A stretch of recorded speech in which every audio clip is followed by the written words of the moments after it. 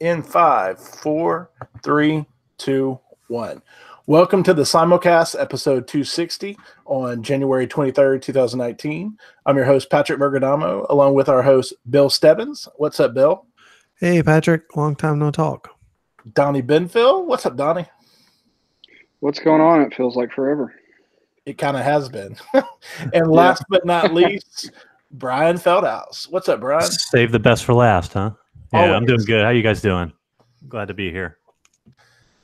So we kind of, like we said, it's been a while since we've had our show. Figure we kind of get into. There's been events, kind of get it out of the way quickly because it's kind of been uneventful this year. Did you guys have any favorite things that were announced at CES this year? No. Next There was topic. CES. CES happened? No. I think CES peaked the year I was there with Donnie when the No doubt. the adult film star thing was in the next complex over. That was pretty much it.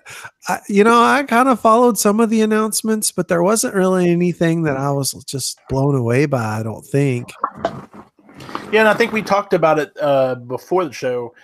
This year, it was kind of ironic that the two biggest announcements were people who weren't really set up at CES, and that was Apple and Samsung. Yep. I mean, Samsung was. Did you guys see those roll-up TVs though, or something? Was it by I think Yes. LG? That was crazy. Kind of roll up and go down. It is interesting, and I think it especially when you see like that tiny house craze and stuff like that. The idea that you could have a stowable TV, and a lot of guys have like home office and stuff they want to kind of also have as a man cave, but you don't necessarily want it looking like a sports man cave all the time. And so it'd be a great way to kind of have a hideable TV so that it looks professional when you need it to, and on game days or whatever, you can basically roll the TV down and have at it. Yeah, I went ahead and pre-ordered one. I think they're like, 12,000. So I figured I'd go ahead and just – I thought about getting two. Get one. Yeah. You need one for each wall. That's right. Just Yeah. four. Of course, speaking Those of are wall, just for the kids' rooms, right? yeah. Speaking of wall, you saw the Samsung called the Wall. Yeah. 200-inch. Yeah, it was 200 something inch. Yeah. It's insane.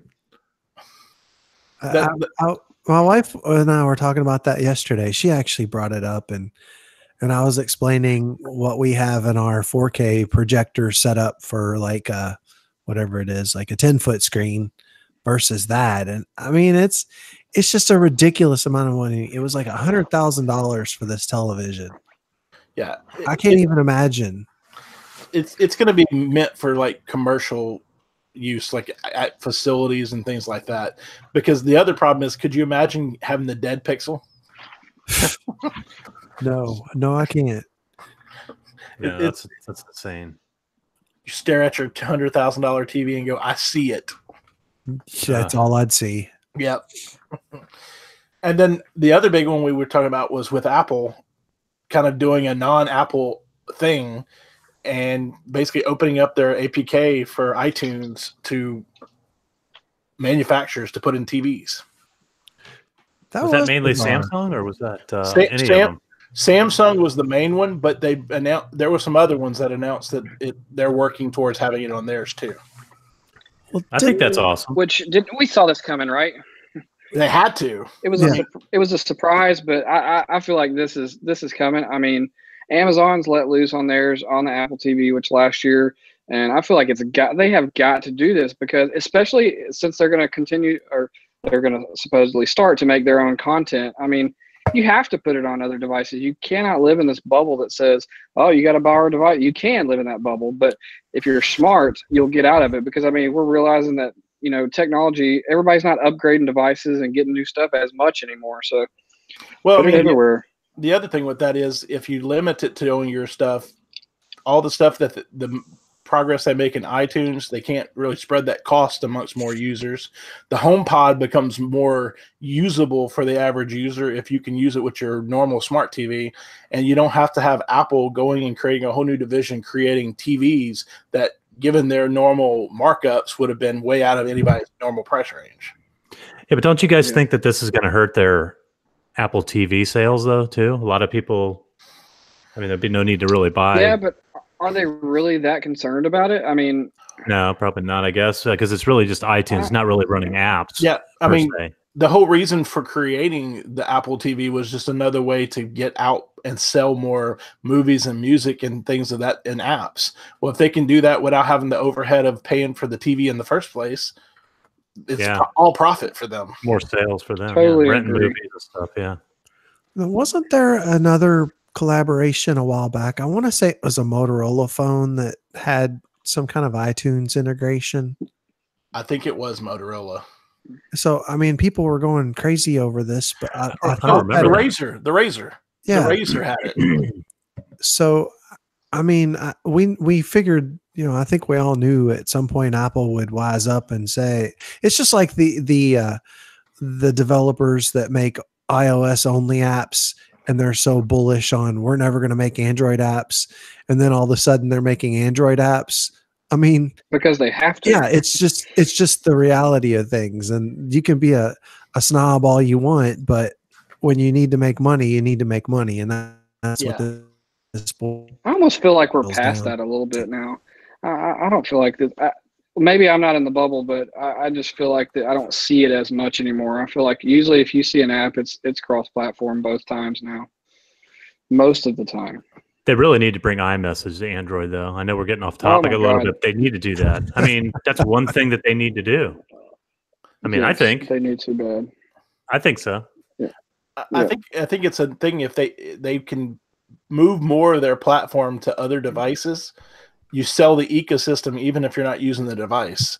And the ecosystem, I mean, that's why Google put all their apps out there, because they can sell on the data they collect from it. Apple is the same way, but they also have where they want to sell you stuff. And the best way to do that is sell the stuff and don't have the hardware costs. I mean, Apple Cash, all these things. Isn't that Apple Cash, Donnie? That's in Apple Pay. Well, but I'm talking about like within the app. Like if I wanted to send you $20 in like iMessage. Yeah. Isn't it Apple? You can just. I don't know if it's Apple Pay or what it's called. Apple Cash. I forgot. I don't. Whatever, But imagine having that would be a both great platforms. feature. Yeah, I mean, you have it both ways, Android or it's called Apple Pay in there. Actually, you can send people money. Let me tell you what app I wish Google would make for iOS. I wish they would make me a camera app that worked like the Pixel on the iPhone. I keep dreaming about that, man, because the Pixel camera is just like it's not even close in my opinion. It sucks that Apple used to be the best camera on any phone, and honestly, Pixel kills them. It's just not as good. Sorry, off topic there, but I mean, if you think about it, it makes sense for Google to invest in it because one of their things they want to sell you is using Google Photos. No doubt. I mean, if I had a camera, I'm almost at the point where I'm ready to use Google Photos over iOS Photos app. It's just to me, it's a better app. Well, they should be able to do it because all their stuff is really software. They should. Right? I mean, is that correct, Donnie? I mean, it's not just the camera. I mean, it's a basic camera like any other one. But they do something great with the software to just unless there's some kind of API that they can't access that Apple won't let them. I don't know all the details. I'm not that smart when it comes to that stuff. But I mean, if there was, you would think they would want to go ahead and do it. But then again, does Google want to sell Pixel phones too? That's one of the highlights of a Pixel phone. I don't care. If I thought I remember that they talked about opening up the APK for other devices, so that you would have some of the stuff. Obviously, all the hardware won't be the same because that chip and everything that's for the Pixel. But like for the night sight and everything, supposedly they're already talking about opening that up on the Android platform on the default camera app. I know it's insane, and when I see pictures on Twitter, I'm so jealous all the time. But it's like, oh well, get over it, Donnie. Don't post pictures, Bill. Don't do it. Yeah. No, not me. I don't take any pictures anyway, so. Right. So, Bill, you want to talk about the next one? I think you put it in here, didn't you, about Android Q? Yeah, so I don't know why this is huge news. It shouldn't be news, but there's a leaked version of Android Q kind of floating around, like a really early build, and it has a dark mode, which is kind of, I mean, I think since the days I started flashing custom ROMs, that was one of the big reasons why, was because people wanted to theme their phones and, dark mode. And suddenly Google's wised up that, hey, dark apps save battery life. And so now they're going all in on a dark mode, which we kind of sort of have on the Pixel phones now, but it's not a complete dark mode, and it's not really an automatic thing. I've got mine set up on a tasker task so that when it switches into nightlight mode at sunset, then it goes into whatever dark mode is available. So that's pretty nice, but being able to flick a toggle and change everything to dark mode, all the apps will respect it. That will be pretty good. I don't remember. Do you guys remember what they said as far as battery savings? I think it was like 20% maybe. I mean, you figured that, but I thought that's why. Go ahead, Patrick. Sorry. I would say you figured that, along with every iteration lately, has been part of the upgrade has been battery life, along with the battery tech upgrading. So you might really get a factor of 20. Yeah. I mean, yeah. And especially as we get these screens that are a lot more efficient and, the devices, hopefully, I think you remember a while back, it's probably been 4 or 5, 6 years ago, we were talking about battery life and what we wanted from, new battery tech. And we were kind of just jonesing for, just let me charge my phone faster. Yes. And I used to say that a lot. And we're kind of there now. I mean, if you think about it, you can plug your phone in, and in 30 minutes, you're good to go for the rest of the night. It's pretty crazy. Yeah. Go ahead, Dominic. No doubt. I don't ever plug my phone in. I usually make it all the way through the day. I don't ever have a battery problem with the phone. Yeah. I forgot what I was going to say a while ago. Here's what I was going to say. Back in the day, when it was Android, I don't remember which versions. What I forget. Donut, maybe further than that. All the settings and everything used to be black, and I thought the reason that Google did that was for battery savings then, because I remember reading that sometime, and I told my dad that, and he's like, "That's pretty smart." Yeah, I said, "Yeah, all their settings and stuff is black for that reason." But also another question: do you guys have the dark mode on your Mac now? Yeah. I really like the dark mode on the Mac. I did before. What happened to yours? Mac Mini doesn't support Mojave. Oh, wow. That's a bummer. Yeah. I tried the workaround, but the colors were way off. Because this is the last one that got left off, so it's on High Sierra. But, I mean, it works fine except for the dark mode. But, yeah, because it's got the dedicated video card, it's not supported. I think it's about time to sell my Mac Mini, I think. What's wrong with it? Nothing, but I know I'm going to be not getting any future iterations of the next version of software. So you're done too? Well, I think this is I got Mojave, but I doubt they're going to upgrade me after this. I mean, I could get lucky maybe one more time, but I thought this was it for the 2012. That's a kick in the pants too. I mean, because honestly, the Apple Watch Series 1 I'm still mad about that they left that watch off. And what did it come out? 2015? And I have so many people Series 1 watches that complain about that. Yeah, everyone around me has Series 1. Yeah, but that Series 1 is so much slower. Oh, no doubt. I have one. Not as bad as Series 0, but yeah. Yeah, and that's what I was talking about, Series 0. I know more people with Series 0, and that's the one I had without Series 1. And no doubt it was slow, but man, it makes you frustrated. And my dad's got one that the screen's coming off on, and they're pretty much we use our work. We work on cars, so it takes a beating. But yeah, it's like they don't want to do anything at all for it. It's like, no, yep. He even tries to call because it's a known problem, and they're just like. But if you on the site, they're just pretty much done with it. Yeah. But I guess that's part of technology, but it does suck. Yeah. But what's new in the Android? What is it? Q, R, Z, whatever. What are we on now? Q is Pi now, but Q's next. Okay, so what's new? So dark mode, and then there's that's it. Dark mode. We don't really know. I mean, it's still early. Some really early builds out there. I think we'll probably be seeing a beta for it in the next month or two. I think if that's when they start it kind of early, and then they go through the summer. So I usually wait until the second preview to jump on board. I still would wish they would do one thing. I wish they would, and this is a very small complaint about Android, but I wish they would make all icons the same like they are on iPhone. It bothers me. Did they? That's a good fix. At least on the Pixel launcher, all the well, here, let me show you.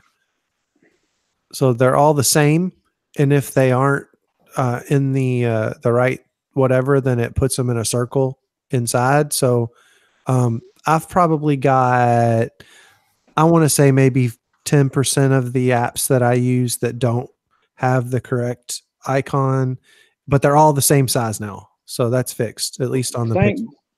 Yes, thank you, Google. That really needed to be addressed, because they were getting close when I was using the Pixel last year, but there would still be that occasional app that was like, "Oh, I hate you." Yeah, yeah. Anyway, sorry. So we'll have to wait, just like iOS 13 or whatever. I guess we'll have to wait until later in the year in spring before we start seeing anything like that summer. For sure. Yeah, I mean, it was kind of interesting. I looked down because you were talking about Bell, how it forces it.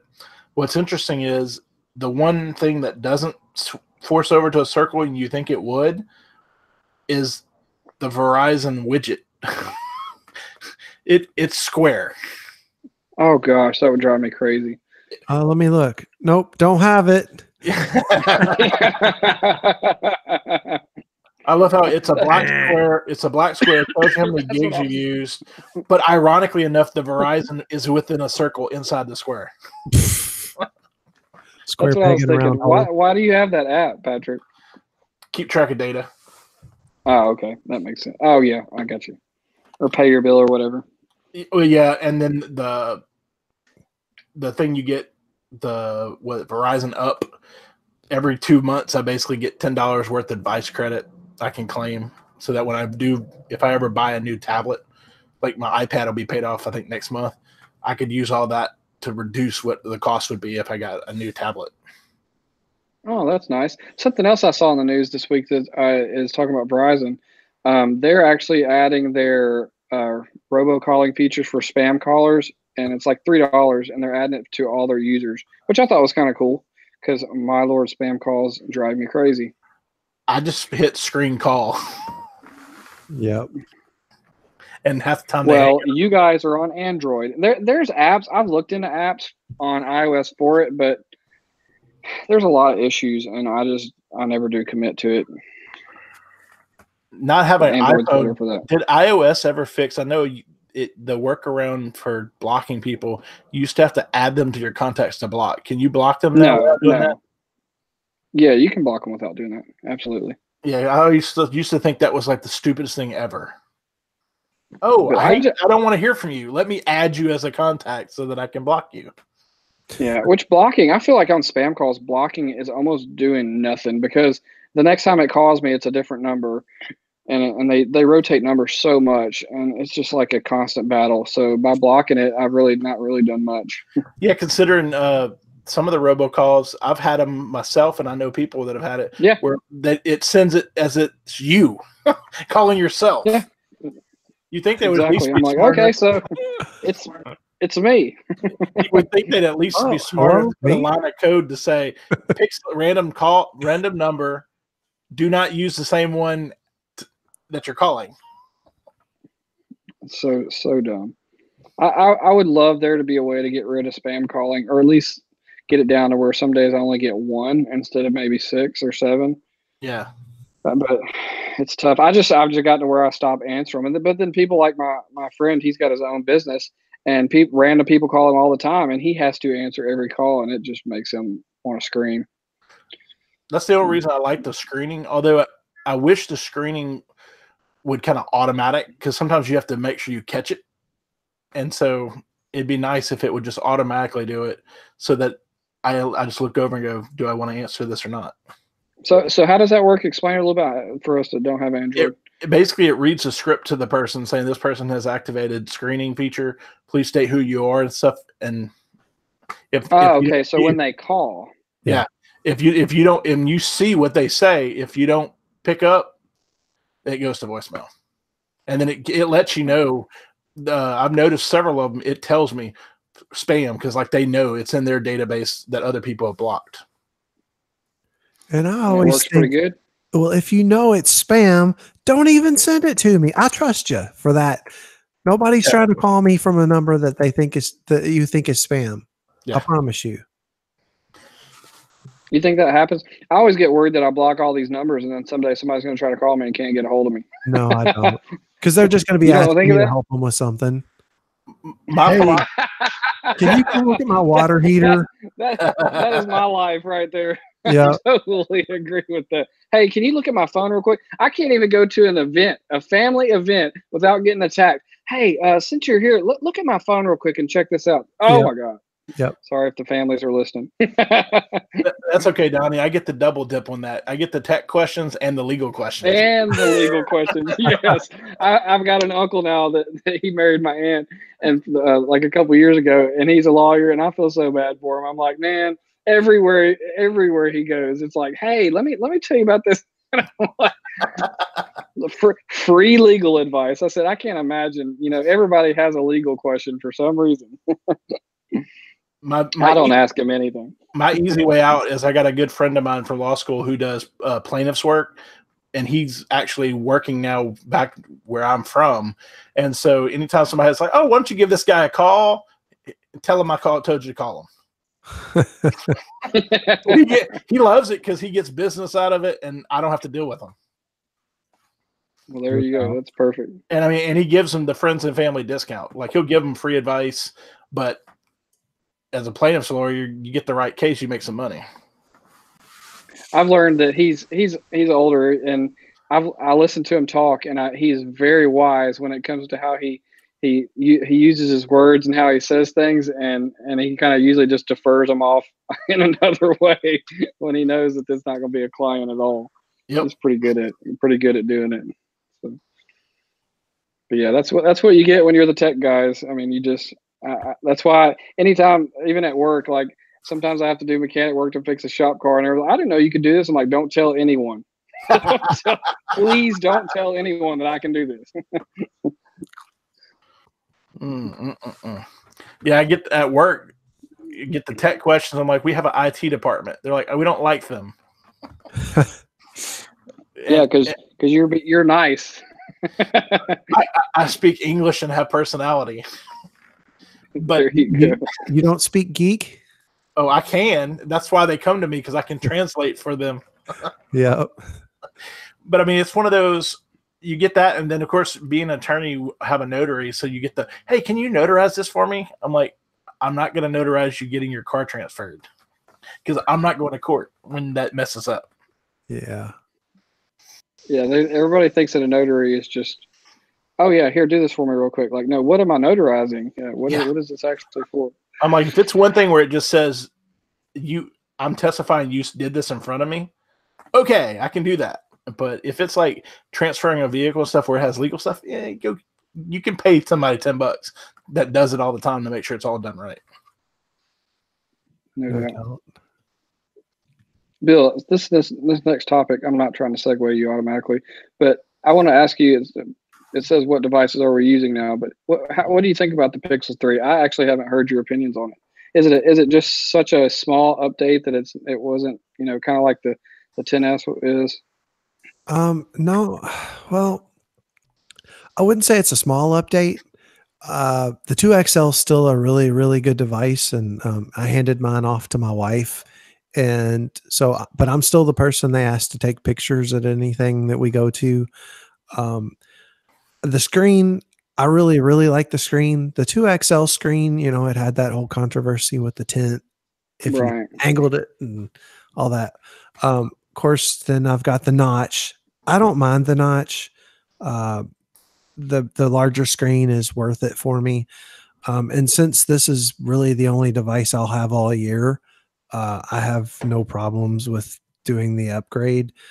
I've had a few friends that have a Pixel XL or a 2XL, and they asked me if they should upgrade. And I mean, if you want to spend the money for the latest and greatest, sure, it should last you for, the next couple of years, no problem. You're getting updates. The camera, I don't know that it was leaps and bounds over the 2XL. It was better. And I did notice the battery life seems to be quite a bit more than what I was getting out of the 2XL. The wireless charging is nice too. Yeah, that probably is my number one reason that I upgraded. I mean, I was going to get it anyway, but when I lay down at night, I don't want to have to try and plug in even a USB-C cord. So I just stick it on the stand, and that Pixel stand is pretty cool because it recognizes which device or which stand you've put it on. So I've got one at home and one at work. The one at home, when I put it on the stand, it goes into the normal always on display. And then when I turn the lights off in the bedroom, the screen goes completely off. Whereas at work, it stays, it knows it's on the other one and it'll stay on, which is pretty nice. Is a big plus in my book. And I think the last one I had was the Nexus 5 that had wireless charging. So missed that. How's is the hardware about the same as caliber as the Pixel 2? No, I think it's better. It's got a much better feel in the hand. The edges are definitely nicer. Yeah, it kind of has that waterfall. And I mean, I keep mine. You can see it's in a case. I just use a kind of a minimal case, but and I went black this time, which I actually really dig.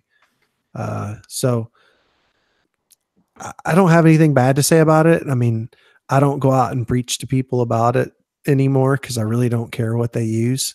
That's exactly correct.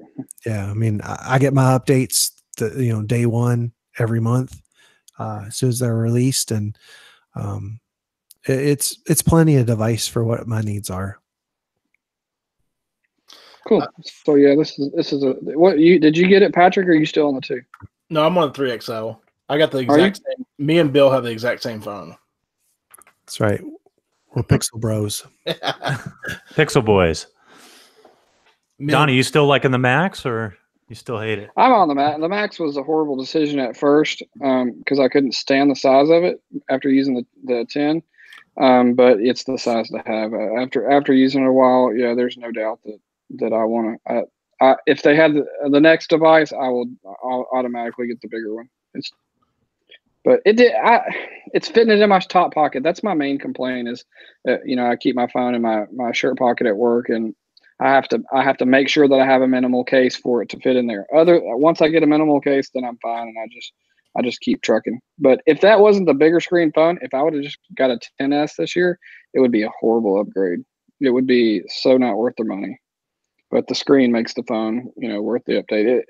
And I say horrible. It really sounds kind of like what you're saying, Bill, going from the 2 to 3 on the Pixel. It's just not. It's not a huge update. You could get it just to get it, but I wouldn't have known any difference. See, I often wonder if I should have waited and just got the 10R, because it's kind of in between sizes, and I don't know. I mean, it's got the same processor and everything. Yeah, other than the camera probably sucks on it. The screen. Well, I would say the answer to that is no, because my mom-in-law got it, and I played with hers for a good while. She did? And she wanted to.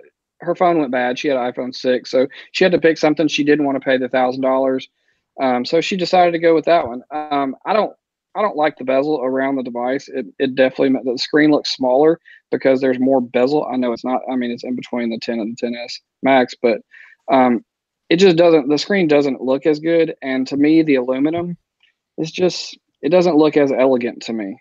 Oh, really? But I haven't seen one. I haven't seen one actually. So yeah, I probably once I see one, I'll probably be the same way. It doesn't have that look to like this is Apple's top-notch device. It has more of a what was the phone that they did? The 5C.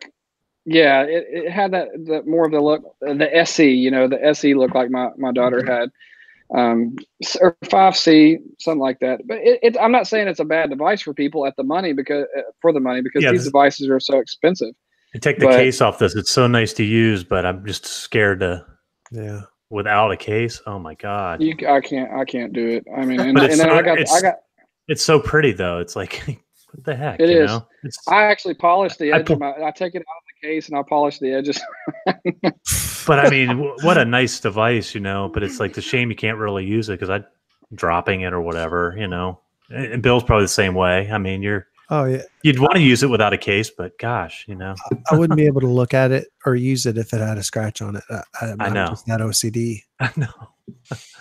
Pretty much. The stainless scratches, if you look at it wrong, the stainless scratches in a case. So I have to take I have the stainless watch and the stainless, I say stainless, just the regular silver stainless.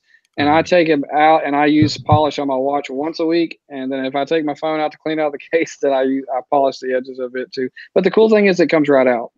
If you have the gold or the black one, I've heard you can't polish those because it will actually wear through the color on those. So that's the downfall of getting a color, I guess. Sometimes. Did you get the Series 4 finally? I did. Yes, okay, I do have the Series 4, and it is from Series 0 to Series 4. It is a massive, massive, massive update. It's.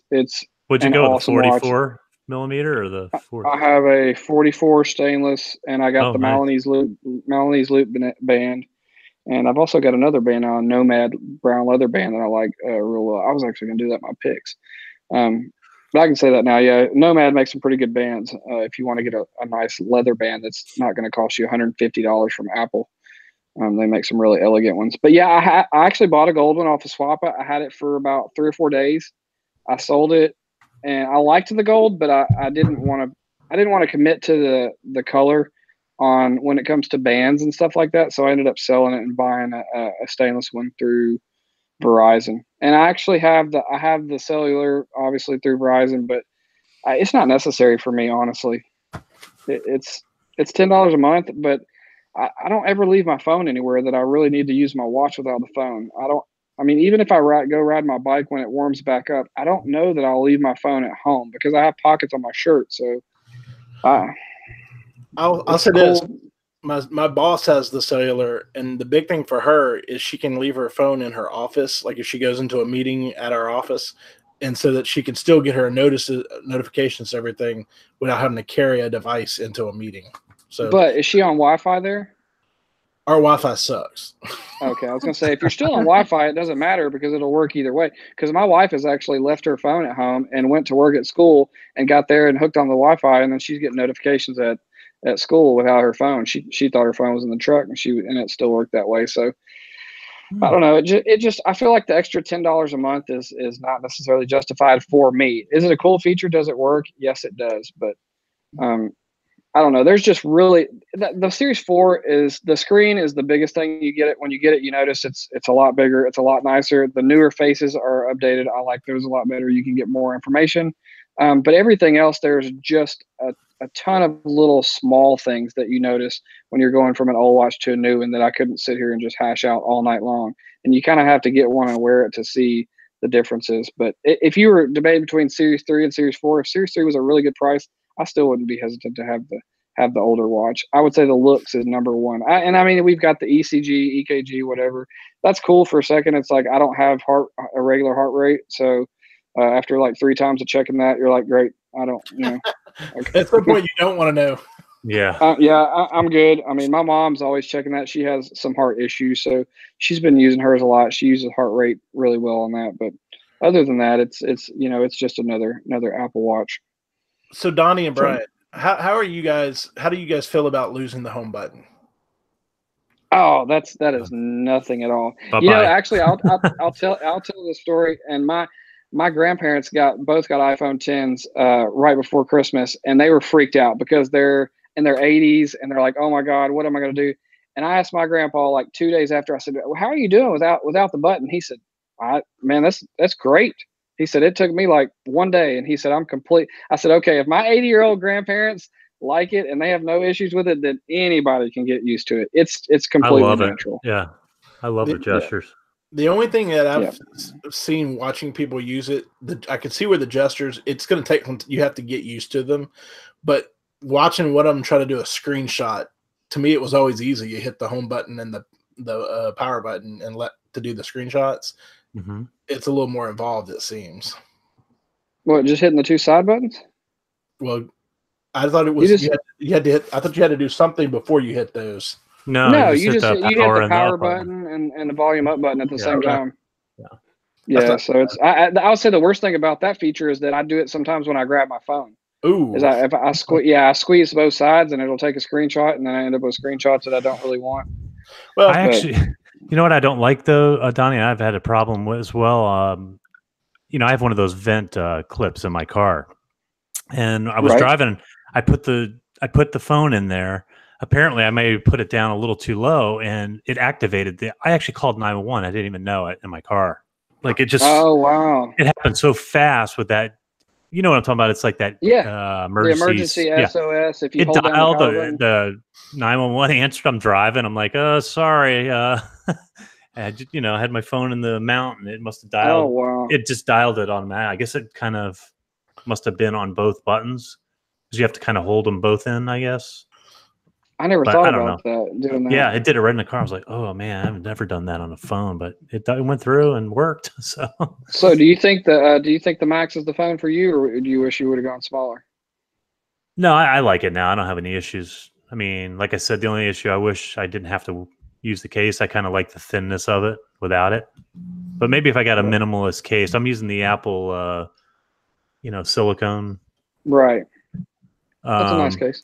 It is, but it's still a little bulk. To me, it adds when you put it in your pocket. It's kind of. The best one I got is this clear one, and I know you can't see it, but it's super thin. I got it off of Amazon. I forgot the name of it, but it's silicone, and it was way better than the expensive. What was the brand I bought? The Peel one.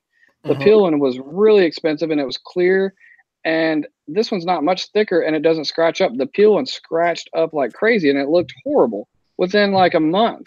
And they're like, I emailed them, and they said, "Oh, that's just what it does. It's a clear case, and it's plastic. It's going to scratch." I'm like, "Well, I mean, I've had cases before that don't scratch." So I got a $7 one off Amazon, and it's been the best case I've had from this phone so far.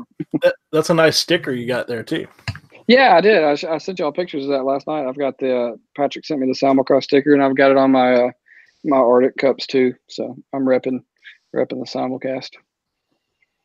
So, but yeah, other than the iPhone, me wishing that I was using a Pixel, because I wish that a lot of times, but I mean, I did it for almost a year, and I made it through a year, and it has nothing to do with me wanting to stay on the phone. It just has everything to do with everybody around me being on iPhones, and it just makes my life easier. And as much as I want to fight that, I just have to deal with it for right now.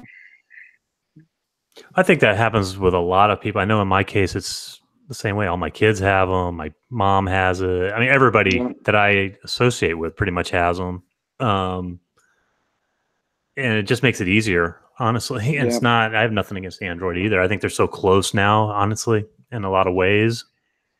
Like you said, in the app, you can get on any platform. You can, it's, I don't know. It's, I'm with you, but I guess they're really close. Even using both of them, going back and forth, I'm at the point where when I was on the Pixel, and I'm sure Bill's the same way as me and Patrick also. I wasn't really modding the software or installing skins. I got to the point where the phone's good enough like it is. I don't really need to change the look. I changed wallpapers, big whoop. I mean, everything works good. So honestly, going back and forth is not that huge of a deal. The camera is the biggest deal now. But I mean, when either phone you got a set of apps, and you just do what you got to do, and that's about it. So I'm getting old. I just have some issues with my the radio on this phone once in a while with data and dropping out. I don't know, and I did a lot of research on it, and it's actually has a problem with the chip in this. In the Max, I think it was just the Max, 10s Max that had something with the chip, and it's. Where it would drop signal if you're out either cellular or on Wi-Fi. Oh, is that the one that doesn't have the Qualcomm? It had the other one? Yeah, it has an Intel chip in here. Yeah. And I don't know if they can do something with firmware updates. It's gotten a little better since they've come out with some updates. Apple has, but they won't tell you that. Obviously, they've never addressed it. But if you actually Google it and that's look, not a problem until we say something. yeah, You're holding it wrong. There's a lot of guys that have actually done RF frequency tests and all these things, which I don't even really know about. But it was interesting reading about it and how weak this phone is compared to even past iPhones. It's terrible. I mean, wasn't that the one? It makes me sick that I paid $1,100 for this phone. But, I mean, Brian, you don't have that. Yeah, go ahead. Wasn't that the one where Qualcomm sued Apple because the workaround they tried to do on the Intel chip didn't work right, because to do what they really needed to do, they would have had to pay royalties to Qualcomm to do the real workaround because it was patented, I believe. I believe that's why they're still in that suit now. I think currently it's still I think they were going. Yeah, because there's a question. I think Apple, or they're appealing it or something. Yeah, Apple is saying we want to pay you for fair use of it, if I remember correctly. But Qualcomm's like, you wanted to use somebody else, use somebody else. Yeah, well, there's a lot of issues with it because I've never had a phone drop in and out so much. Oh, I have. It was the early Samsung Androids were horrible for iPhone 4. You're holding it wrong. Yeah, exactly. Yeah. We remember that. Antenna gate. Good times. I've never had that issue. That's what's weird that you had that issue, Brian. I wonder if it's AT&T versus Verizon. Well, I bought the unlocked version. I'm unlocked. I mean, I bought a SIM unlocked from Apple. That's why, I always buy them SIM unlocked straight right out of the chute. I don't buy any carrier, locked any carriers or anything. But interesting. I think the Verizon version is unlocked also. I think so. I believe it is. Yeah. Oh, that's weird. I mean, it's a good phone. Don't get me wrong. I mean, I'm pretty happy with it. I'm not, iPhone 11. Yeah, exactly. Oh, you see, iPhone 11. Well, it's funny, a lot of people. I was laughing the other day because Jeff Farina is back on an iPhone. I think he's got the 10R. Is he really? I was laughing. I goes, I really like this phone. He goes, I really like. He tweeted it out. I had to favorite that baby because I was like, that's funny. He's been on. I think he was on the Note 9 or Note 8 or something, and then now he's back on a 10R, and he loves the phone. He goes, I love it, and his brother was like, vomit emojis and stuff. It's not that much different, honestly. No, but you can't say you can love it, but in the end, it's honestly they're not that much different. Now maybe the Note. If you came from the Note, maybe so. Yeah. Hardware. If you come from a Pixel, no. Yeah, totally different. I mean, like the Note, hardware wise, I would love to have one, but I refuse to not get updates timely. We're still talking about this in 2019. Yeah, that's a real problem. Well, because I wonder if they're going to do the flip phone where the foldable display. I keep wondering that. Supposedly they're coming out with a foldable one. Oh yeah, they'll do it. Yeah, they're crazy. I know, that's what I'm saying. It could be the Note, like the new flip over actual legit Note. And then the new Moto Razor's going to flip too. Is that really coming back? I read some stuff. That's what they said. They said that Motorola is actually want to bring that back. A Moto Razor, and it's a foldable phone. And it's like $1,100 or something. It's an outrageous amount of money too. I'm interested to see this. Yeah, this is the first thing that's going to get me excited about a phone since a long time. I mean, if they're going to bring back anything, bring back the StarTAC. Make that a foldable. Come on, StarTAC. That was a great phone. That was the phone to have. Big.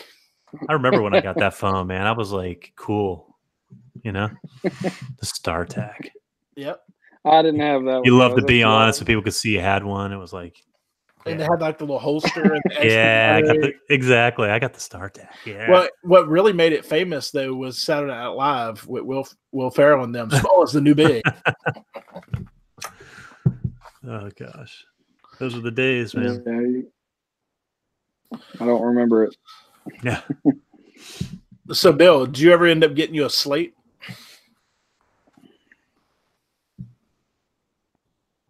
Bill's frozen. Billy Bob, where are you, Billy Bob? Look at him down there. He's got that same smoke. He can't get rid of it. Yeah. That's so funny. It looks like he's right about to say something. I know. I looked down. I was like, wait a minute. He's not moving.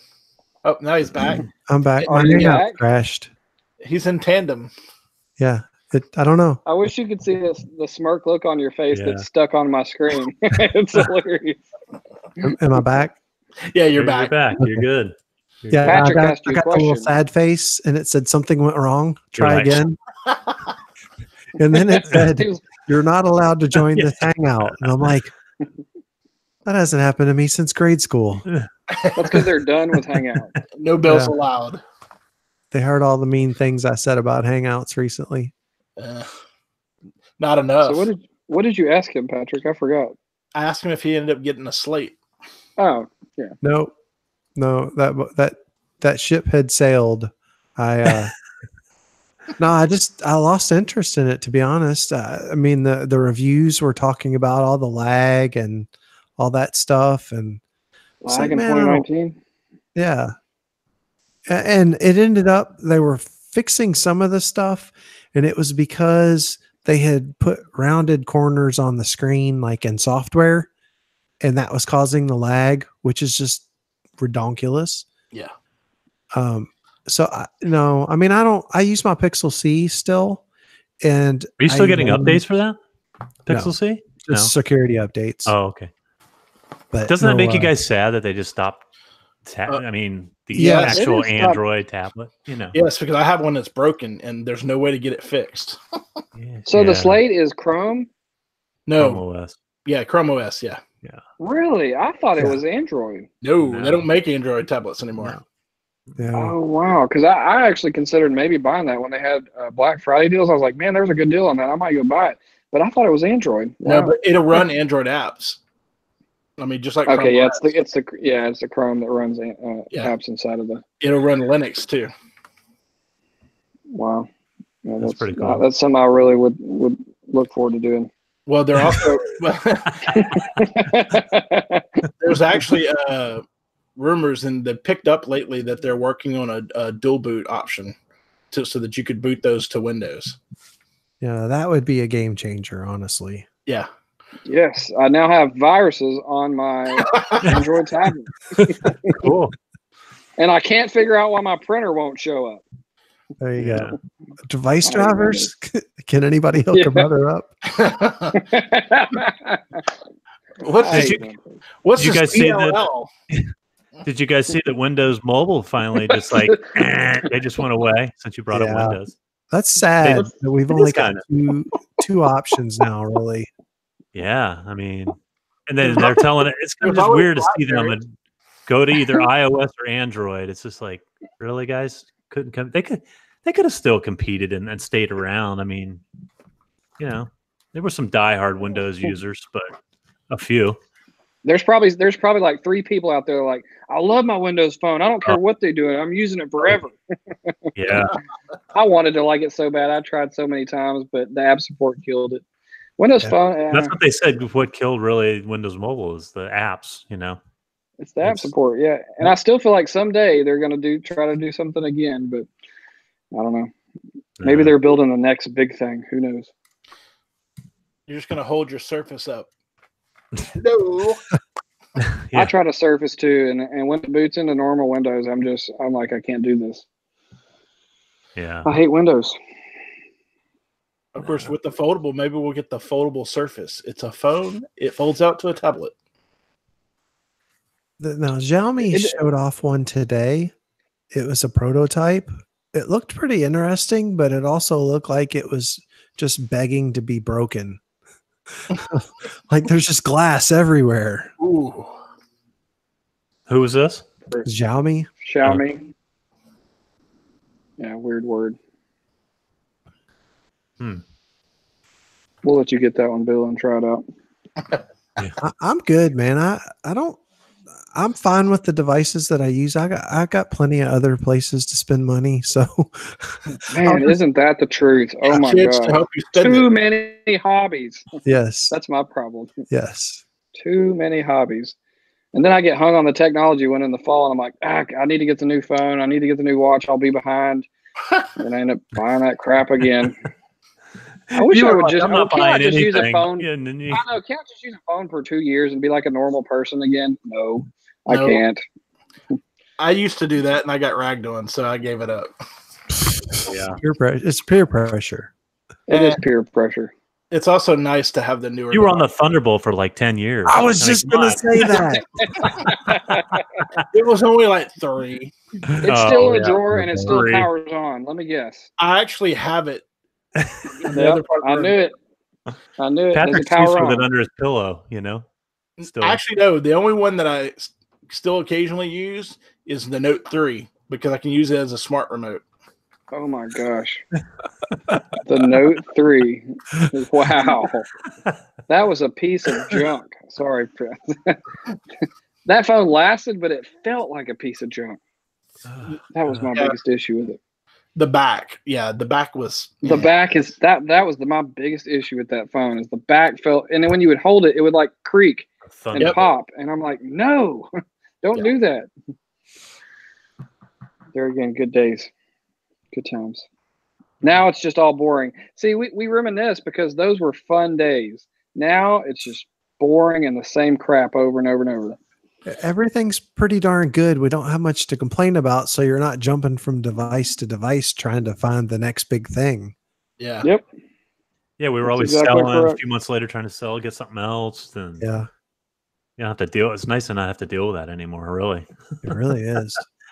I mean, I haven't sold anything on Swappa in like forever, so that's a good thing. I still keep asking, what's the next thing? There's got to be a next thing. I haven't figured out what it is yet. It's a good question. See that? I mean, I still feel like VR is coming along, but I don't know if that's the next big thing, really. I mean, that doesn't really interest me at all.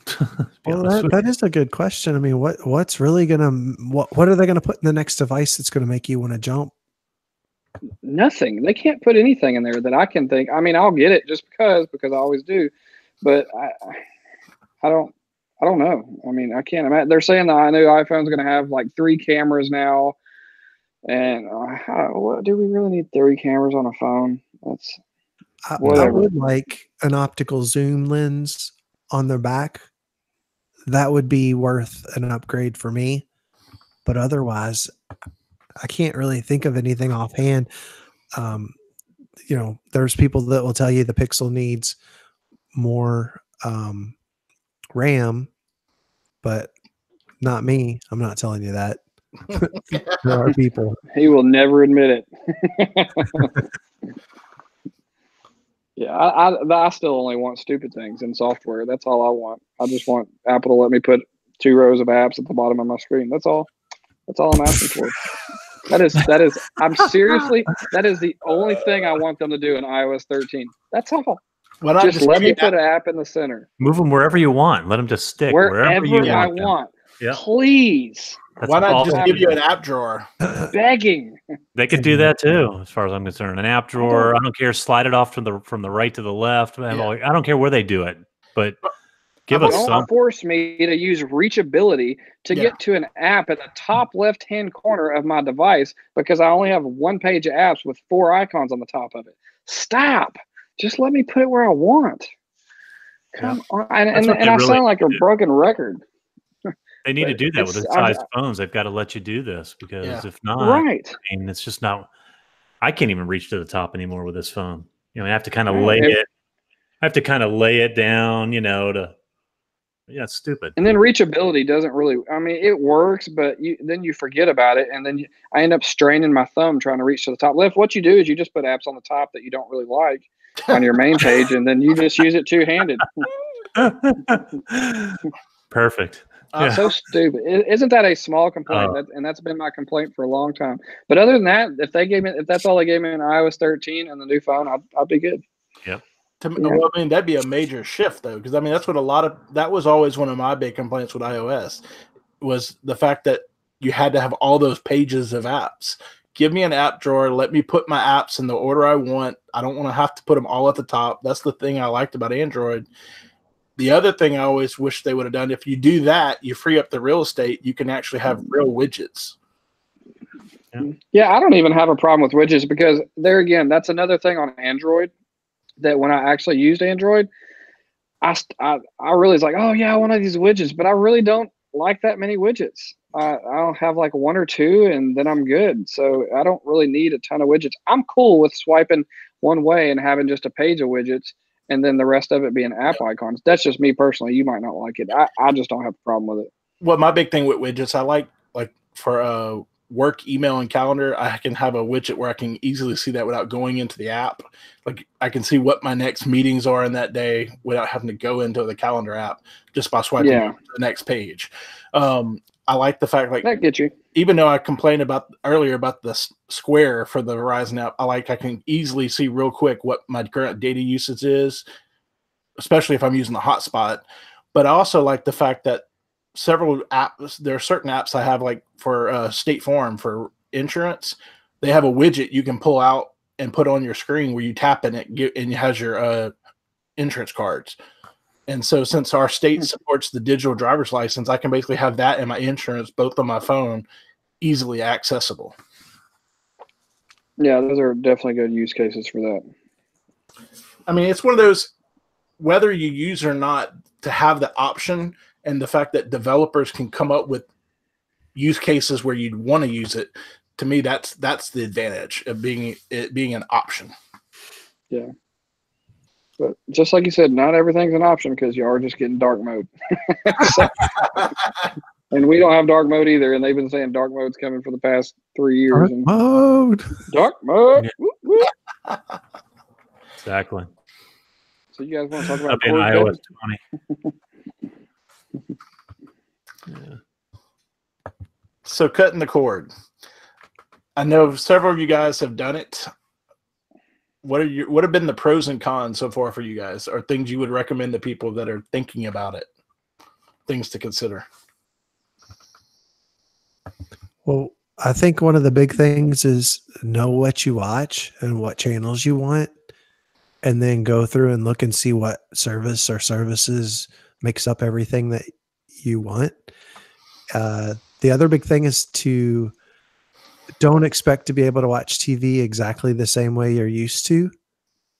So on a lot of the channels that you'll get through streaming services, you're either watching an on-demand version of it, or there are some other ways that you would watch it. You don't always record things in the same way, and you don't have to worry about deleting them. My mom, who's 69 years old, we just cut the cord and she's using YouTube TV and Philo. And I think the only thing that she struggled with at all was which service did she need to pull up in order to watch the channel or show she wanted. And I set her up on a Roku. And so, I think it took her about 2 or 3 days, and she's like, "This is great. As soon as I save a show, all the shows that I want to watch are, all the back shows are in there too." And I'm like, "Yeah, it's like on demand everywhere." Mm-hmm. Yeah, that's great. The only thing I would say, Bill, is the only con I could find now is that is having to use multiple services. I mean, it'd be nice, obviously, if you could have some of the channels that are on Philo, to be on YouTube TV. Like YouTube TV has a lot of sports, and I don't know how it has so many sports channels. I mean, I don't even know how you could use it, but it does have the channels you watch. Don't get me wrong. I understand that, the locals and whatnot, but it just wouldn't it be nice to have kind of just one service that I could pay for? And can somebody explain YouTube TV? Because I don't have YouTube TV, and several people have asked me about it, and I haven't studied it. What is YouTube TV? It's like DirecTV Now or any of the. I mean, it's like Sling TV. It's like any of them. Yeah. Mainly, I have it for the local channels since we don't have to mess with an antenna or anything here, and then like your Fox Sports 1 and 2, A&E, AMC. So you still go watch it live? You watch it when it's actually on? No, you can save things, which is the equivalent of recording them. and then they're just in your catalog of saved shows to watch. Yep. Okay. And the so thing if is, something comes on, you have to say The Voice came on, and I watched The Voice live and on Hulu. But say you wanted to watch it on TV, you just would go to YouTube TV and go watch The Voice live, or after it's over, if you saved it, it would just be there for you to watch. You could even watch it from the beginning, right from there. I noticed when you turn it to a channel, say you turned it to The Voice, it would start you from when the actual show, like say it starts at 8 o'clock or whatever, your time, and you turn the TV on at 8:30. As soon as you hit that channel, it's going to start it from the very beginning as if it's like 8 o'clock. Or you can jump to live. So you could catch it from then and then catch up through commercials or whatever, and then boom, you're back on. But that's a nice feature, I believe. But the only thing that I don't know, Bill could attest to this too, that you kind of have some duplicate channels on both as well. You're kind of had like A&E, AMC on both, and I've noticed that there's some. Yeah, I did notice that. Some, but you can hide channels if you want on any of the services. So that's fine. But like when we were watching Better Call Saul, I wouldn't remember which service we'd watched it on. So the watch indicators didn't tell us which episode we were on. Total first world problem, but you can definitely take advantage of either platform to do it. And it's nice because sometimes I'll start watching something on my phone and then I'll want to sit down in front of the bigger TV and it already knows where I left off. So it just picks right back up. And I'm hoping that, some of these I know YouTube does add some channels here and there, or they have in the past. So, maybe some of these eventually are going to be added, and then you could kind of drop Philo or whatever, not that it's going to save you $16 or $20 a month, whatever service whatever plan you have, but it would be nice to have some of the channels that are over there just moved into one service. That's just me, I know. Is it YouTube TV like $40? Yeah. Mm-hmm. Yeah. Okay. Yeah. So I'm paying $56 a month for all my television, and then like the 90 for my gigabit. And before, I think I was paying $240 or something. No, I don't remember what I was paying. Yeah, with taxes, it's like what, $62 or something, Bill? It's like they don't hit you with a ton of taxes either. No, Philo and YouTube TV don't include tax. Or they include taxes in the 40 and the 16 for me at least. Yeah, I have taxes because it's like one's 18. They bill my 18. No. I don't pay any taxes on mine. Mine's $16 for Philo and $40 for YouTube TV. And why am I getting hit with taxes? Florida man. Your state probably taxes that service. Are you serious? Yeah. Our state, they talked about adding a tax for Netflix and stuff, and that got shut down quick. I haven't seen the sun in a week, Brian. I don't want to hear it. I told you, send it down here. Isn't that the truth? I want to see the sun for like 6 months. I feel like it's crazy. Hey, I have a cold front coming. Never-ending rain. Cold front. We had one. It's gonna be like 50. It's gonna be like, it's gonna be high of like 66 and low 50 something. Oh my God, it's tough. Our low tonight's 32. Oh yeah. You better light a match to keep warm, buddy. Hey, at least the rain made it through before it hit. So anyway, I think thanks for you guys telling me all along to cut the cord. Kind of. I guess it was really Donnie was really the only one for a while that was. I think, but as soon as AT&T raised my prices, it made it real easy for me. So I'm getting ready to look at my biggest thing. Go ahead, Tim. My biggest thing to tell anybody was the fact that you might not be able to watch every single thing that you normally watched. And I guess with YouTube TV, this is changing. I don't have YouTube TV. We're a Netflix, Hulu, and just regular YouTube watchers. But I would, if you don't want to spend the 40 on YouTube, you could do it and you learn to watch different things. Maybe not everything that you used to watch on cable, and get adjusted that way. It's not that you're going to have a lack of things to watch. You're just going to watch different things and things that are just as good. It's just different stuff. Yeah, that's a really good point. And something that I learned as I didn't realize when I switched to T-Mobile they had a plan, and the one that I was on actually, where it included Netflix. So I think I pay like $4 for the family plan for Netflix now. So when I switched over from AT&T to T-Mobile, I saved money just by switching, like, I don't know, 40 or $50. Plus I saved part of the Netflix bill, like another $15 a month.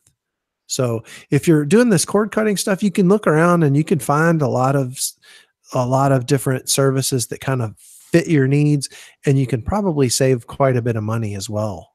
Yeah. I mean, for like us, I'm on Verizon, but my dad's still on Sprint. With his Sprint, he gets free Hulu. And so I save money there cutting that. We're getting ready. I'm trying to get him used to using DirecTV now. For me, it's perfect because all of my devices support it, and my smart TV, my 4K in my bedroom has it on the TV.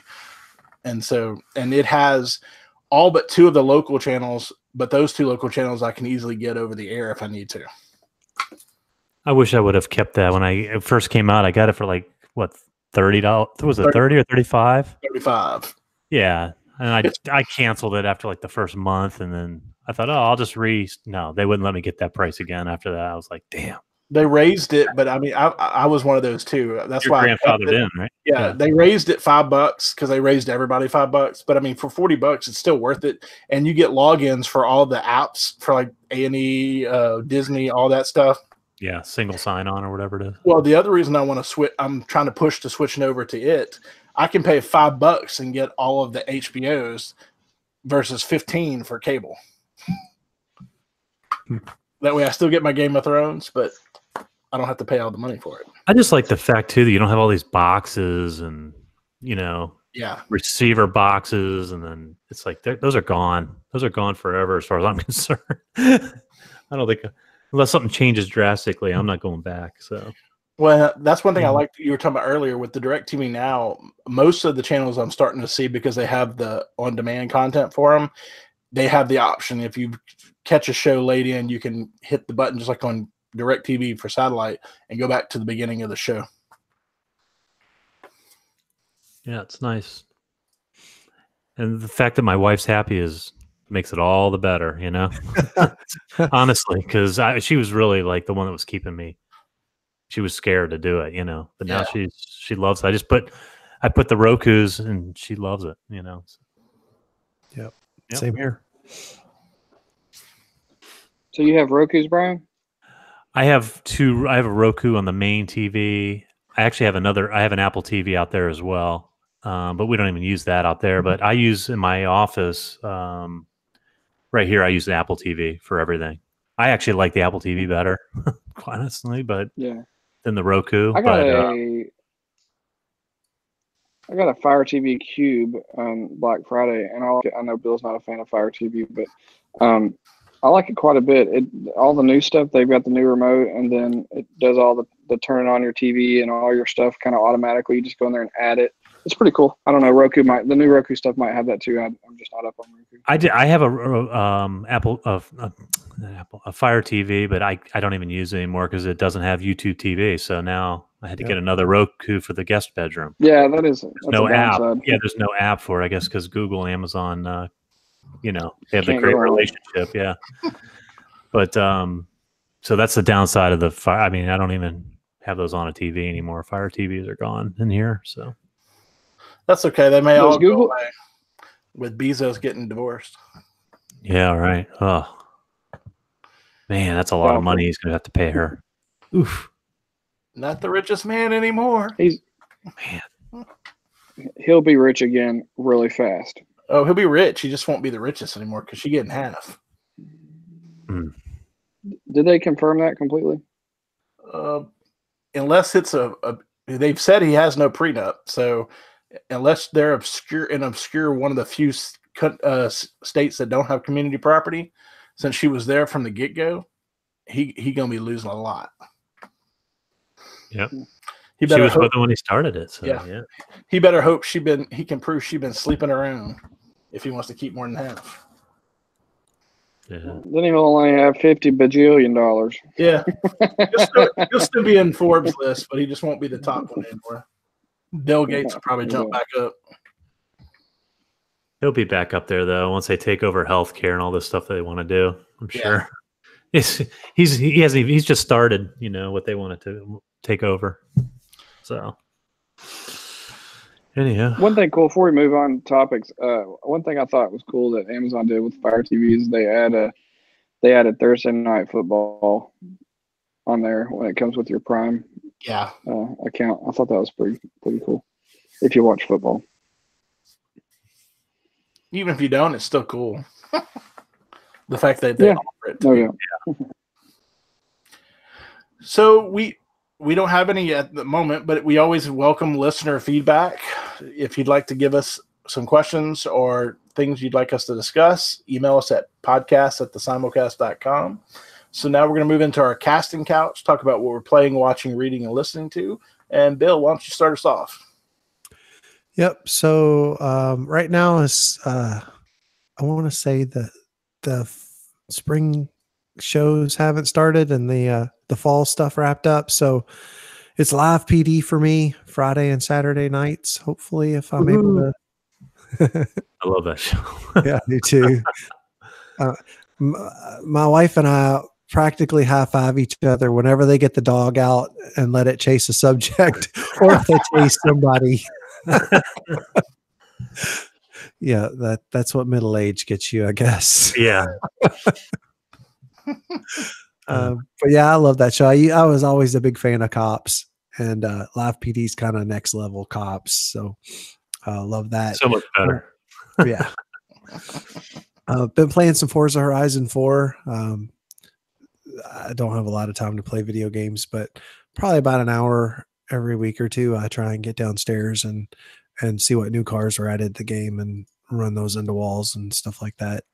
And then I've been watching a bunch of YouTube car channels. Basically, if somebody's got a crashed car and they're fixing it, I'm watching their channel. Bill, I've been following that guy that has that totally burned Hellcat or whatever.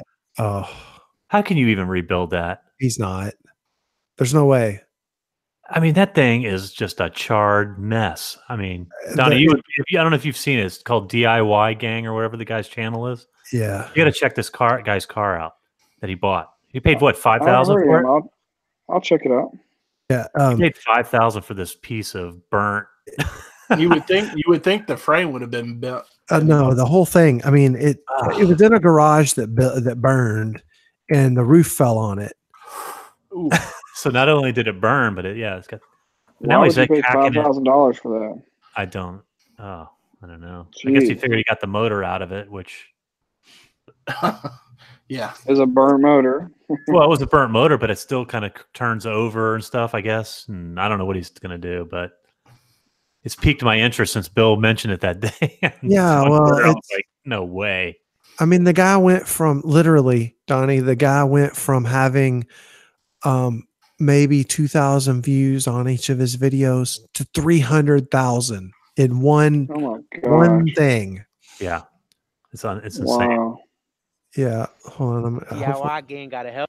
All right, I'll share the I'll share you gotta check it with out. you, Donnie. It's just insane. Like, this thing is beyond recognition, and he's supposedly going to fix it. I think it's just a grab at viewers and subscribers, and yeah, they just want to see if he's going to actually be able to fix it. Because there's a lot of the other car channels now, Bill, that are actually talking about his channel. They're like, there's no way that car can be. No. I mean, these guys that actually have experience, rebuilding cars, salvage cars and whatever. They're like, no, they're even bringing them up. They're actually doing special videos to talk about it. Yeah. They're like, there's no way that car would even, you can't do it. There's no way.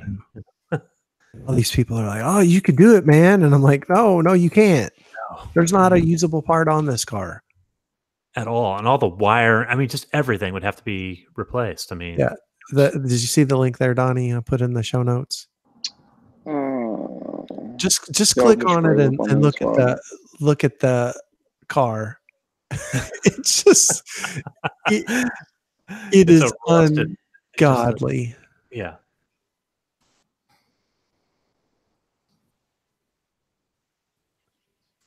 Oh, I have to watch an ad.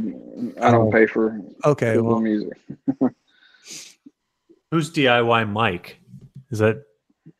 I have no idea. He's a Honda guy. Okay, good. So if you're not into Hondas, I thought you were trying to write down what I was telling you, but same. Well, the guy's no, DIY that's actually what. Yeah, that's one of my recommendations. Is DIY Mike. Gotcha. Cool. Oh my gosh, yeah. Seriously, guys. I wouldn't even waste my time watching that. I'm watching just because it's a train wreck. I don't think just to see that he can't do it because he can't do it. Yeah. That you're not going to rebuild that. He like cut his finger so bad one day, like cut the tip off of it or something, and just I don't know what he's doing. He's like a dirty mess. I don't even know. So is this like the car version of Oak Island? It's I don't even know how to describe it. It's like the people that don't know anything about cars or just watching intently like, oh man, this is awesome. Best channel on YouTube. And the people that have done car stuff in their lives are just like, that car isn't, there's no way you can fix it. It's garbage. Yeah, there's no way. There's not a good. That is trash. I mean, it literally was a barbecue. The entire thing went up in flames. The wheels melted off of this car. Wow. Yeah, the rims he had to like melt it to the actual rotors and everything. Yeah, it's crazy. Look, I would the max amount of money I would give for that car is $200.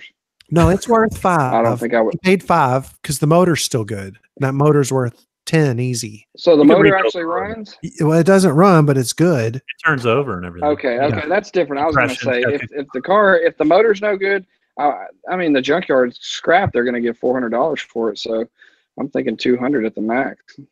Yeah. Wow. So the motor's good. That might have to take the motor out and probably have a broker's cough, but well, he checked all the compression and everything. Apparently, it was still good. In the motor, so yeah. Okay. Well, that makes it wasn't running when the fire happened. I'm sure that motor's like probably about $15,000. You know, they're easy 20. Or 20. Yeah. They're expensive motors. Yeah. So if he can get that running, it's good. So what you do is you find a car to put that motor in. That's what you do.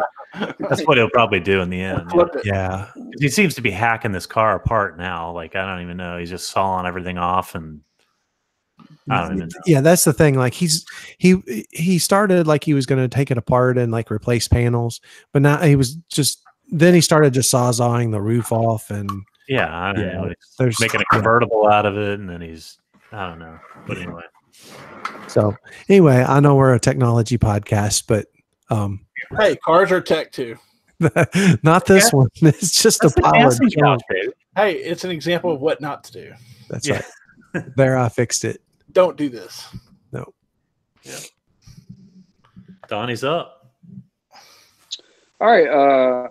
What I've been into lately is tiny whoops. And if anybody doesn't know what tiny whoops are, they're little bitty tiny drones. I don't like calling them drones, but they're quadcopters.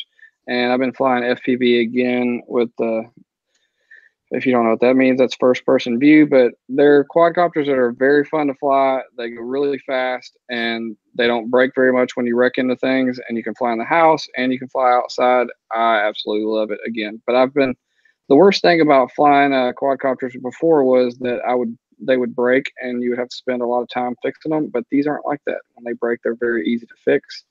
And they don't, like I said, they don't break very often. But if you're into flying quadcopters or think it's cool to fly FPV, it's very addicting when you start flying there. It's very fun, and it's a skill that is hard to master also. How do you control them? Other than that, do you control them from like your phone, or does it actually have a controller for them? No. The one I have is built, and you can buy them. They're so cheap now. You can buy them already together. Or you can buy the parts separately and build them. They range anywhere from $50 to $120, so they're not super expensive. You have to bind them to a controller of your choosing, and you have to have one that works with the radio. Okay. There are several different ones I buy.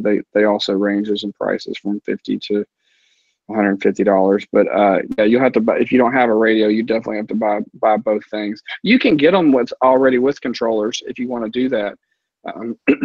There's options for that too if you don't want to do as much custom stuff. But you put goggles on your head and it's basically like you're watching TV, and you fly at first person view, and it is so fun to chase my dog with it in the house. But you're just training for your future in the Air Force. I doubt that I will ever be in the Air Force, but it's super fun. I saw somebody chasing a deer down the other day through the woods, but it's just a hard thing. If you watch any videos, if you can go on YouTube and watch Tiny Whoop videos, you can kind of see there will be a ton of videos of what people are actually seeing when they fly, and the amount of skill that people have when they fly these things is amazing. It's really amazing. But I fly on there. You can fly different modes. I fly on full manual mode, so you can like do flips and all kinds of things. But it's really fun, and I try to fly at least 4 or 5 times a week. And since we've had so much rain, I've been flying in the house. But what's got me started back flying again is my son. I got him a little small one for Christmas. He started flying, and the next thing you know, I'm back into flying myself. But yeah, they really have the frames where you can slam a wall with them and they don't break. They used to just snap, and now they're getting bendy and all kinds of things where they don't. It's really easy to keep it going, and you don't have to work as much. That was my issue with the older ones, is they would crash, and then I'd have to spend all this time working, and I felt like I was working more than I was actually flying. So you get kind of burnt out on it. But these are fun. I mean, they're very fun. I love to fly them. The show I'm watching on YouTube is DIY Mike, and he's a Honda guy. They do a lot of Honda stuff. Really cool guy to watch if you're into Honda stuff. Either way, you could check them out. What they've done is they've taken a old, they've got 2 or 3 different cars they've done, but they have one called the Pink Widow, and it's an old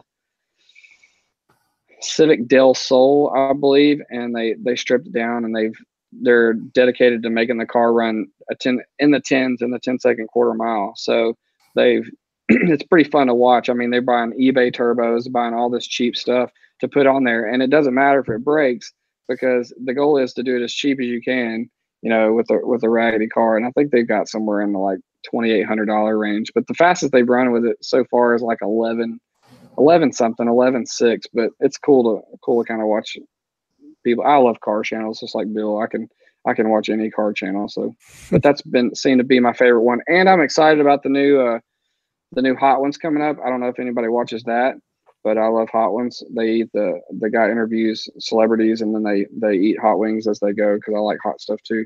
It's kind of interesting to watch them get lit up. But the new season is about to come out, and it starts with Gordon Ramsay. I'm real interested to see him get lit up. So. Wow. But good show. If you haven't watched it, go check it out. The Post Malone one was really good. I like watching Post Malone eat hot wings. He's a trip. Hot Ones. You never heard of it? No. I'm surprised. It's very popular. Yeah, and you can just go through down there and hand pick like certain people that if it's an interview, if you like certain people on there and you like to see them, and just click on some of them you won't know, and some of them you will. But he got big quick. He just started doing it, and then it caught on, and then next thing you know, he's got bigger name celebrities jumping on there, and it's. I mean, there's been all kinds of people get on there. It's pretty funny to watch. Natalie Portman, she gets on there too. And it's just interesting. Good show. But that's kind of 2 things I'm into right now. Besides my Acura RSX project car that I have now, that I'm still trying to save money to fix. But I'm not going to get into detail on that. So, Brian, what about you? I've been watching The Blacklist. I don't know if you guys have heard that show. That's back on. And then I just finished the first season of Ozark. I really like that show. Did you? Yeah, Ozark. You guys watched that, right? Yeah, I did. Are you guys both? You're obviously through season 2 as well, probably. Because once you get into it, it's like, oh my gosh. But yeah, that's a great show. So it reminds me of what's the Breaking Bad, as to the point where it's like you see that this can never come out good ever. Yeah. But Bateman is just so good of an actor. That's what in I feel like show. Ozark is. He's just a great actor. It's just not going to come out good. Yeah. But yeah, it's a great show. That's pretty much the two that I'm watching. Nice. So. Well, in my case, I've actually picked up video games a little bit lately. Picked up a PS4 Pro the other day and picked up the new Kingdom Hearts 3, but in getting ready for that, I picked up the bundle they had, which was all of the games so far. And so I've been playing back through the first one. The main reason I got the Pro was I got Rock Band 4 so I could basically keep my investment of all of the songs I bought back in college and kept that going. And then show-wise, the second half of all the DC Universe shows on CW have started back, and so I've been watching The Flash. So for our panel picks, Bill, what you got for us? All right, so I've got two. One, I finally got a new Wear OS watch. It's the Fossil Q Explorist. It's the latest Gen 4. I needed kind of a sporty watch because my LG Sport died. It's just dying, and LG won't help me. So this one's got a silicone band. It's a Snapdragon 2100, which is not the newest chip, but performance seems fine. It looks really, really nice. I got it off Amazon the other day. So I always like getting a new watch. And then the other thing that I picked was I think I'm saying this right, Enac Fire. They're Bluetooth earbuds. So they're single earbuds that aren't tethered or anything. And they're only like $40. And Jeff Boothroyd on Twitter had recommended them a while back. And I was like, I'll try them. Our battery life would be kind of a problem. But I found that for my uses, the battery life isn't a problem. And not having that wire between the two of them makes it a lot more comfortable to wear while I'm at my desk at work. And they come with a little case, so you drop them in there when you're not using them, and you can use either one individually. So a lot of times I'll just have one in. Yeah. Yeah, Brian's showing us. Yeah, there you go. Yep. They're great. Yeah. So, I went on your guys' recommendation, and I'm happy with them. I mean, for $40, I mean, yeah. I think I got them on a lightning deal for 30. Yeah, me too. Me as well. Yeah, I'm super happy with them. I've had them since November, so over 2 months. Bluetooth 5.0, so you got great coverage, and I can walk around the house with them. I mean, go pretty far. Yeah, I can actually leave my phone in the bedroom and walk to the kitchen and not lose my signal, which is a pretty good distance through some walls. So, yeah, I mean, for they're not like AirPods or anything, but they work. For what I need, they're great, and for the money, I can't complain. Yeah. Nice. So, what about you, Donnie? And let me follow up with my AirPods now. my overpriced headphones. Is that hair gel? This is seriously, it's hair gel in my ear. We know what you're referring to, a certain movie. Anyways, yeah. I bought the AirPods on a whim. They had them at Costco, and I think around November, same time you got them, yours, Bill, and not AirPods, but your headphones.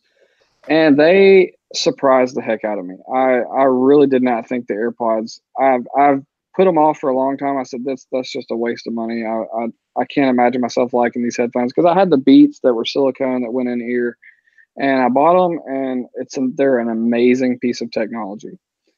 I love how seamless they are with Apple products. I've never used them with the Android product, so I can't speak for that. But they sound really good, and the fact that you just pull them out and stick them in your ear, and they just work, and then you drop them in the case, they just charge. It's so seamless that it almost shocked me how nice they were. I just didn't expect that. Are they overpriced? Yes, they are. I feel like they should be about $99. That's what I feel like I feel like they're worth. I ended up paying $130 for mine. That's a ton of money for some headphones. But either way, if you have the money and you really want some good headphones, it's worth trying them to make sure they will fit in your ear. I did not have that was my most concern, because the Apple headphones in the past wouldn't stay in, but without a cord in my ear, they stay in just fine. I think the cord is what ended up pulling on the headphones, and they would never stay in for. But it's a very good product. Like I said, I wasn't a fan of it before I'd ever used it. And this just goes to show that sometimes you have to use things before you know exactly how they are. Yep. So Brian, what you got for us? My pick is the Apple HomePod. I just picked one of those up, and I got actually a refurb. I saw a deal on Woot the other day, and I absolutely love this speaker. You know, there's some limitations, not really any third party, integration yet. I guess Apple hasn't released the APIs or whatever for that.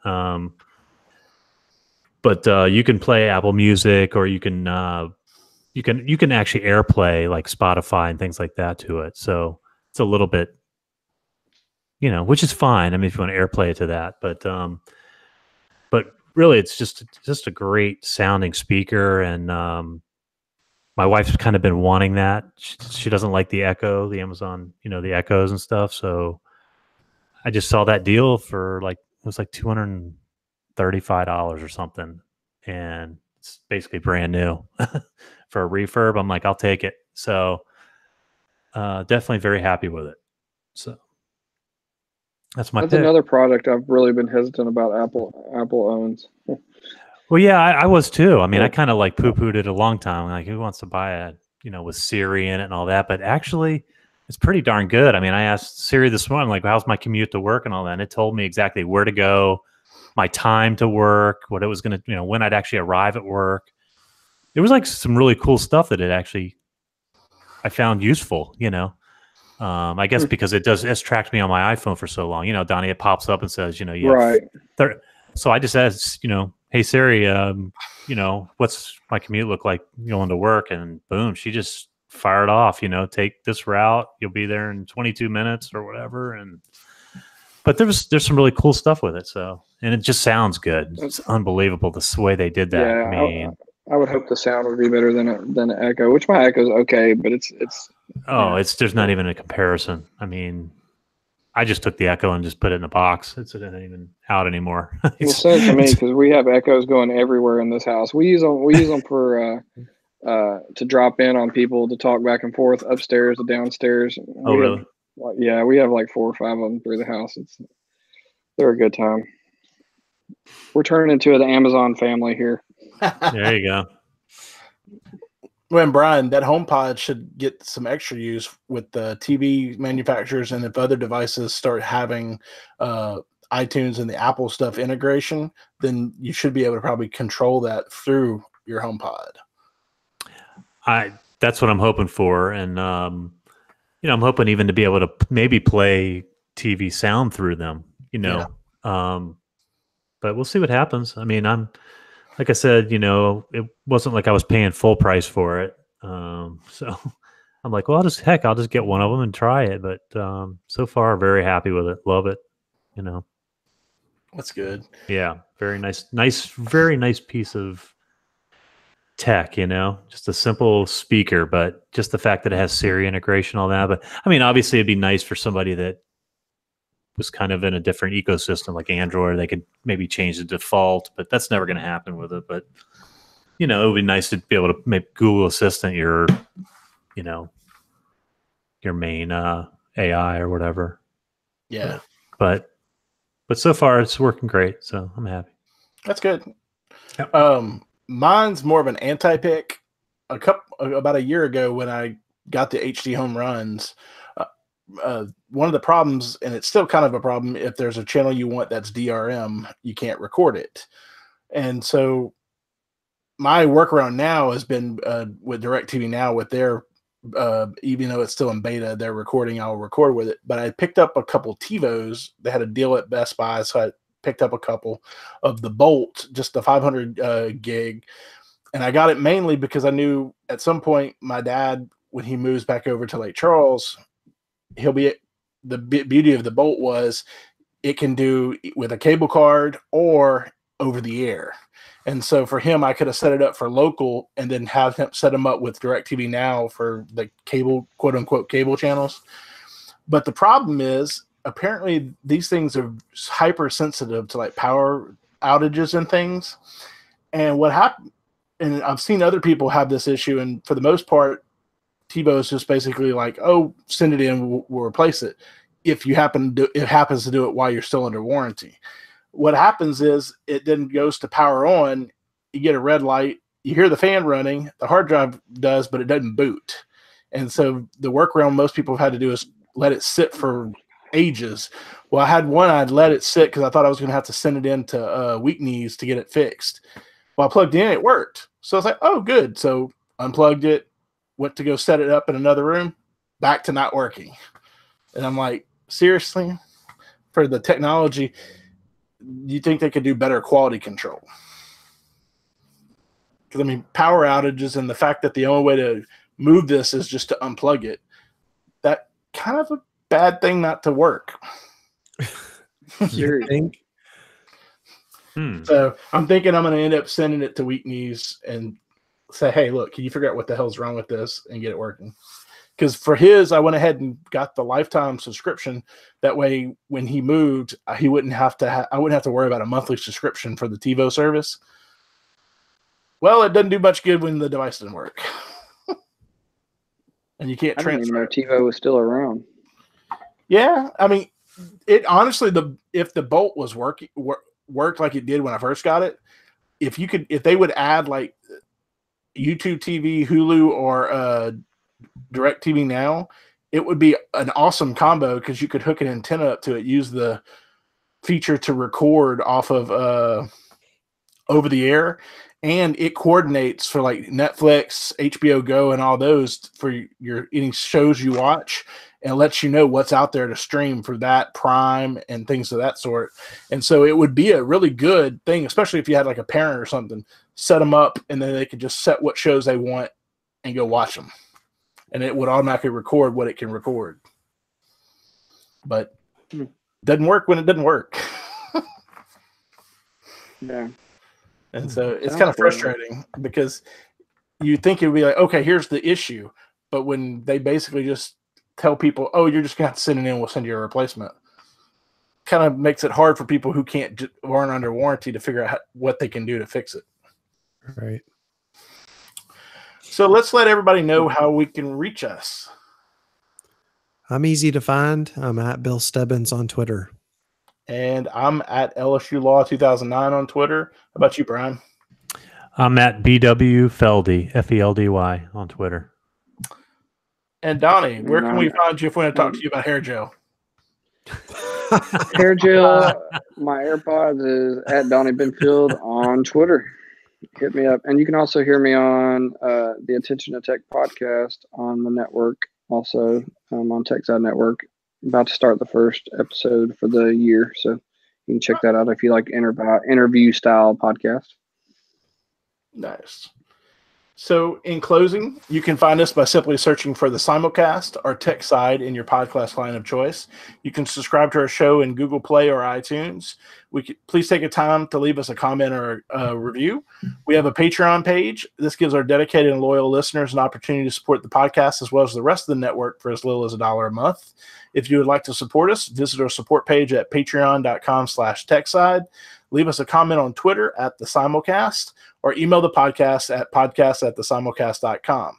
Check out our website at tekside.net/simulcast. Also, be sure to check out all of our other great podcasts, blogs, photo galleries, and the TekSide store at tekside.net. We thank you all for listening. Goodbye and good night. Good night. Night night.